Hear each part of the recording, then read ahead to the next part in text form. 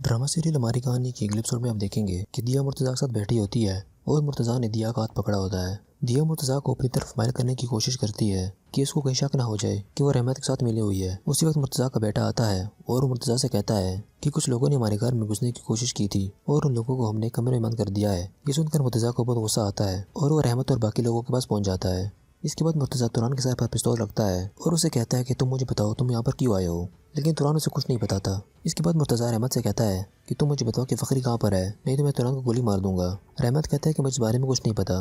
मुर्तज़ा बहुत गुस्से में होता है और इसके बाद मुर्तज़ा का बेटा वहाँ पर आता है और मुर्तज़ा से कहता है कि हमें आजकल बिजनेस में बहुत लॉस हो रहा है। इसके बाद फ़खरी और इरसन एक जगह पर बैठकर ड्रिंक कर रहे होते हैं कि मुर्तज़ा का बेटा और उसके आदमी वहाँ पर आ जाते हैं, लेकिन फ़खरी की किस्मत अच्छी होती है कि वो कुछ देर पहले ही वहाँ से उठ जाता है। इसके बाद मुर्तज़ा का बेटा और उस फ़खरी के बारे में पूछता है, लेकिन वो कहते हैं कि हमें नहीं पता। इसके बाद मुर्तज़ा का बेटा अपने आदमी से कहता है कि मुझे दिया पर शक है, इसलिए तुम उस पर खास तौर पर नजर रखो और ये कुछ ना कुछ गलत जरूर करेगी।